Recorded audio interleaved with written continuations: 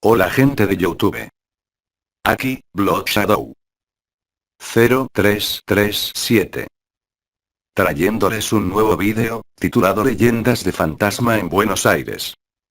Antes de empezar quiero mandar saludos a Héctor Gálvez Elizalde, Enrique Padilla Méndez y a Isaí Esparza.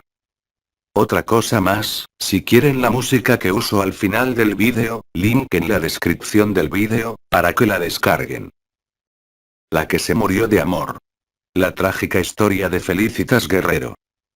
Este mito tiene raíces en la historia del país. Cuenta la tradición que cuando la joven Felicitas Guerrero se casó en 1862 con Martín de Álzaga, un hombre mayor y acaudalado, era una de las mujeres más bellas de la sociedad porteña. Al año siguiente de la boda y tras perder a su único hijo, Felicitas quedó viuda con apenas 26 años. A su hermosura sumaba el hecho de ser una de las fortunas más grandes de la ciudad de Buenos Aires, lo que la convirtió en objeto de admiración y requerimiento de muchos pretendientes. Entre ellos estaba el celoso Enrique Ocampo, a quien la viuda rechazó sin miramientos. Quiso el destino que el enamorado descubriera que la causa de tal rechazo era la preferencia de Felicitas por el estanciero Samuel Sáenz Valiente. Enfermo de rabia, Ocampo mató a la muchacha con un disparo en la espalda y al instante se suicidó. Los Guerrero mandaron construir, en homenaje a su hija, una capilla ubicada en la calle Isabel la Católica, entre Brandsen y Pinzón.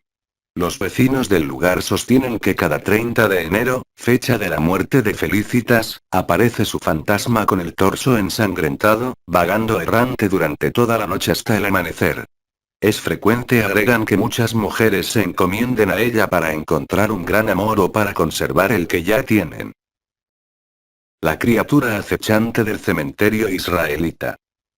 Cuentan los vecinos de Ciudadela, provincia de Buenos Aires, que cierta noche un colectivo de la por entonces línea 237 pasaba en su habitual recorrido por la avenida Alvear. Al llegar a la altura del cementerio israelita, uno de los pocos pasajeros que viajaban a esas horas, vio una nube blanca que provenía del camposanto y que se acercaba hacia el vehículo. Cuanto más se aproximaba, se definían y perfilaban nítidamente sus rasgos de mujer. Durante un breve lapso, la extraña criatura acompañó el paso del transporte, flotando a la par, hasta que finalmente se desvaneció ni bien el colectivo abandonó la zona del cementerio. El accidente del chofer. Leyenda de Rosario.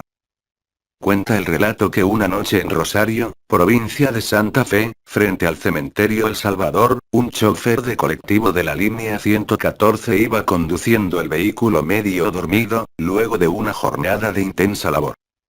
De pronto, una chica se le atravesó en la calle, cruzando de manera imprudente. El hombre intentó clavar los frenos, pero fue inútil. La muchacha fue arrollada.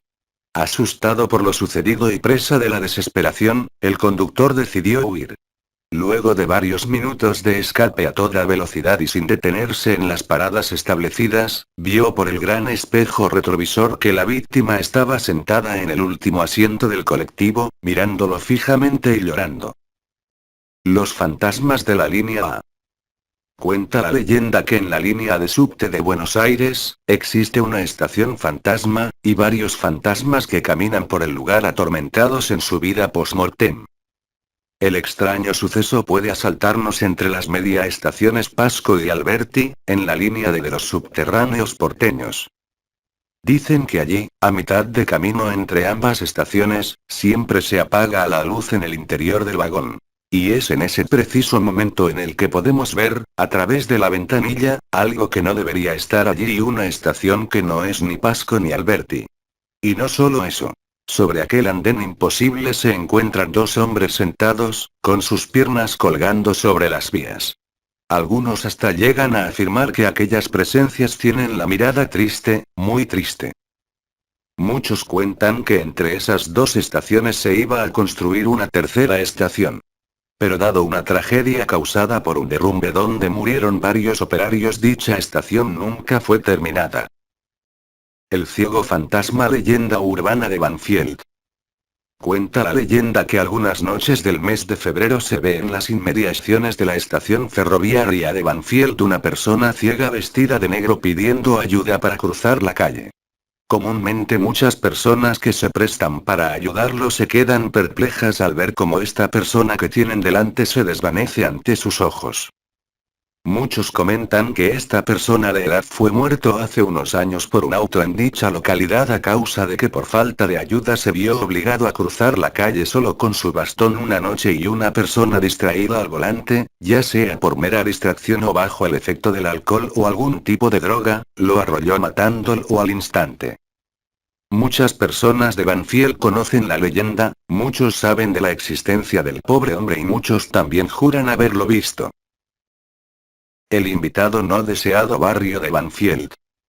La siguiente historia deja de ser una leyenda y pasa a ser una experiencia vivida real. Por cuestiones obvias no pondré los nombres reales de las personas sino que utilizaré nombres ficticios para contar el relato. Espero que les guste mi forma personal de relatar una historia. Todo transcurrió en el primer trimestre del pasado 2010 cuando me encontraba trabajando distendido en mi ex oficina del barrio de Once, lugar que me inspiró a averiguar y rescatar la leyenda de la estatua de la plaza de Miserere, cuando mi compañera de trabajo Selene nos relató una experiencia vivida en carne y hueso en su antigua casa del barrio de Banfield. Es una historia un tanto espeluznante y fuerte e inclusive difícil de creer. Yo, que en persona tuve varias vivencias con el mundo de lo paranormal en varios periodos de mi vida, accedo a creerle y escribo en estas líneas una fiel adaptación de su relato. Dado que toda leyenda urbana lleva un nombre, voy a nombrar a esta como el invitado no deseado. Cuando era pequeña, relató Selene recordando lo que había pasado poco más de 20 años desde detrás de su escritorio lleno de papeles. Mi familia y yo vivíamos en una humilde casa del barrio de Banfield. Recuerdo que era un lugar humilde y, en su momento, a medio construir. Yo me sentía incómoda en esa casa porque siempre se escuchaban o se observaban cosas extrañas y de cierta forma fuera de lugar. Como era una niña pequeña, mis padres no creían en lo que yo veía y se burlaban de mí. Lo peor de todo sucedió cuando tenía aproximadamente unos 6 años de edad y empezó mi periodo de aventurarme a ir sola al baño.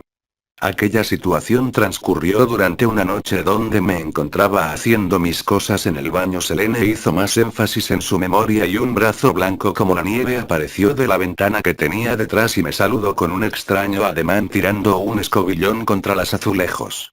Recuerdo que grité y en menos de un minuto mis padres entraron al baño y me sacaron de allí.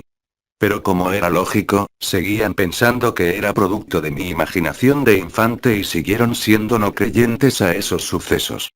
Luego de unos años mi hermano mayor fue el que sacó el tema otra vez a flote, prosiguió Selene corriendo las cortinas para que el sol no nos diera en la cara. Fue unos 2 o 3 años después de mi incidente cuando él contó algo peor que lo que yo misma recordaba. Fue una noche de invierno en la que él estaba en la cama tratando de conciliar el sueño cuando la puerta de su habitación se abrió y una chica adolescente desnuda y pálida como la muerte entró en la habitación y se acercó a los pies de su cama. Ella le relató el porqué de su existencia no terrenal.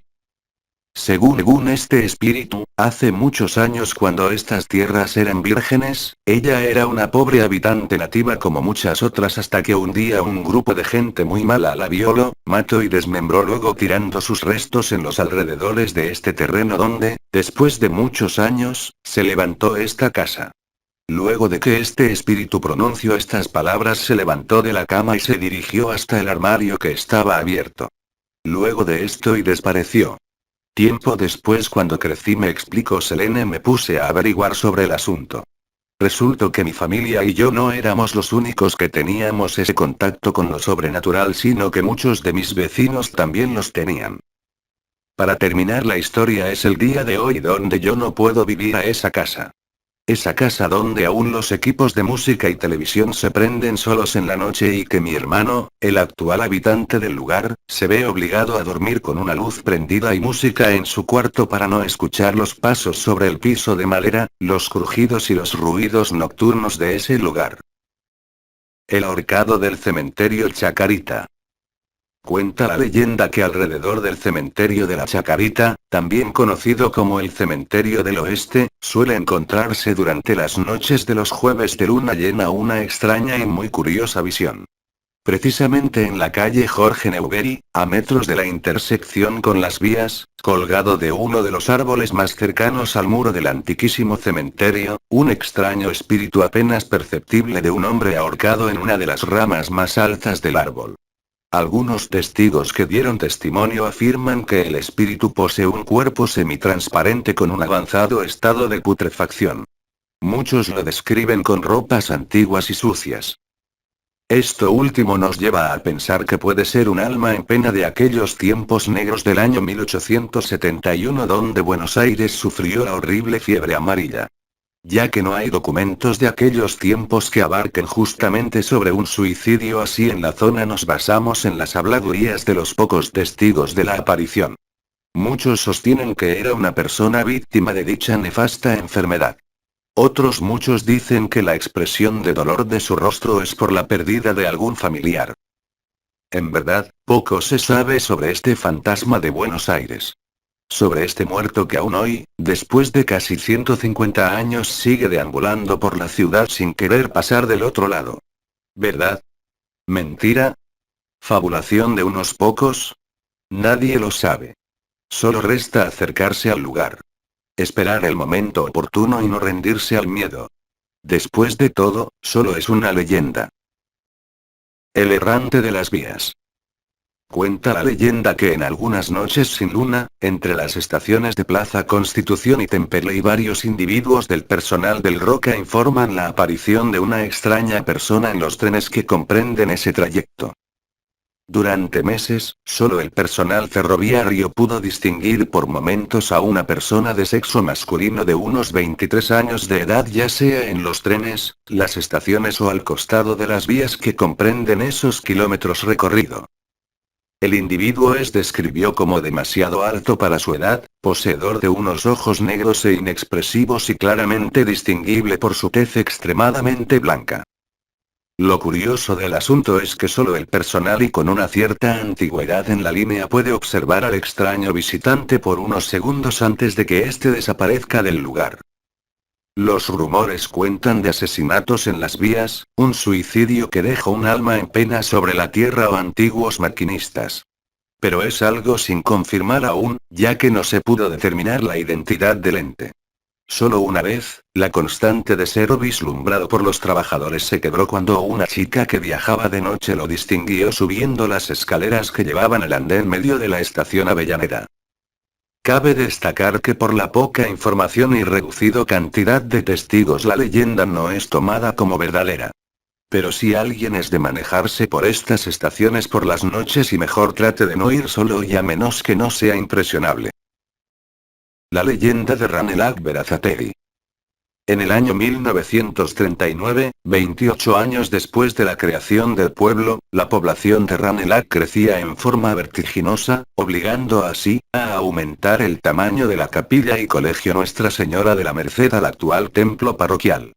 El dinero para la construcción fue donado por la señora Adela A. de Ayerza, cuyo marido, Abel Ayerza, fue muerto trágicamente. Esto generó que el templo fuera bendecido en memoria del difunto señor de Ayerza. Cuenta la leyenda que una de las primeras misas nocturnas posteriores a la expansión del templo, unos feligreses vieron una sombra oscura deslizarse por detrás del altar que, unos segundos después de ser divisada, desaparecía entre las paredes del recinto. Hoy en día, una gran cantidad de testigos de Ranelagh hablan sobre un espectro que se desplaza por los terrenos de la parroquia bajo la mortecina luz de la luna. Siempre de negro y siempre desapareciendo entre las sombras cuando alguien se percata de su presencia. Estos mismos testigos, cuyos nombres no se dieron a conocer, destacan las facciones, si se podrían llamar facciones, de dicho ente y, misteriosamente, no solo concuerdan entre las facciones dadas entre los mismos testigos sino con la del fallecido Abel Ayerza. Quien, sin saber que está muerto aún o sin terminar algo sobre este mundo terreno, decidió deambular sobre la tierra de los vivos en vez de pasar a ser parte del mundo de los muertos.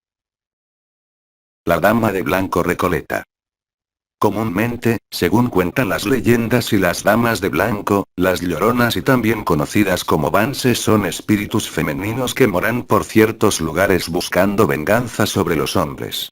La mayoría de las leyendas que tratan comúnmente a estos espíritus hablan sobre la locura que generó a una mujer, cuando al descubrir que su esposo la engañaba, mataba a sus hijos. Y así, por miedo a reencontrarse con ellos en la otra vida, prefieren morar por la tierra y tomar venganza de todo hombre que engaña a su mujer dándole una muerte atroz y terrible.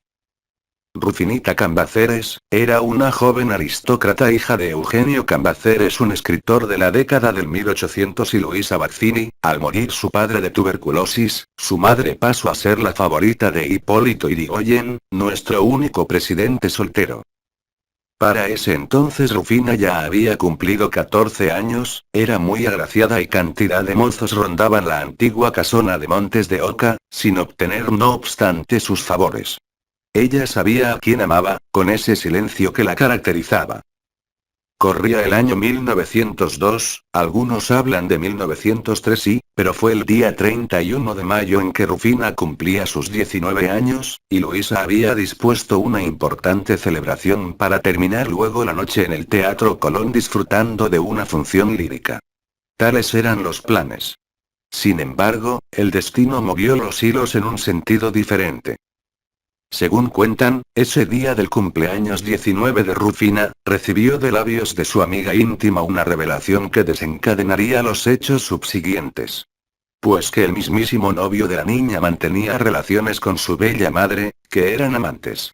El impacto que le produjo esta confidencia ocasionó a Rufina tal lacerante dolor, que su corazón literalmente se destrozó y le provocó la muerte en el acto. Uno de los médicos presentes diagnosticó un síncope. 3 médicos certificaron que Rufina había muerto. Hipólito Yrigoyen se cuidó de acompañar a Luisa e inhumar sus restos en la Recoleta. Sin embargo, esta funesta historia no había acabado aún. El espanto recién comenzaba. Un par de días más tarde, el cuidador de la bóveda de los Cambaceres debió comunicar a Luisa que descubrió abierto y con la tapa quebrada el féretro de Rufina. El cajón se había movido. Y cuando lo abrieron, encontraron a la joven con el rostro y las manos arañados y amoratados. Se cuenta que Rufina habría sido víctima de un ataque de catalepsia y despertó en la oscuridad del sepulcro para rendirse y volver a morir después de una desconsolada y estéril pelea. Oficialmente se manifestó que se había tratado de un hurto, dado que la niña había sido enterrada con sus joyas más lúcidas. No obstante, a Luisa le tocó vivir el resto de su vida remordida por el conocimiento y certidumbre de que su hija había padecido un ataque de catalepsia, por lo que fue sepultada viva. Se dice que la joven Rufina, vaga entre las bóvedas por las noches, llorando por amor con su corazón destrozado,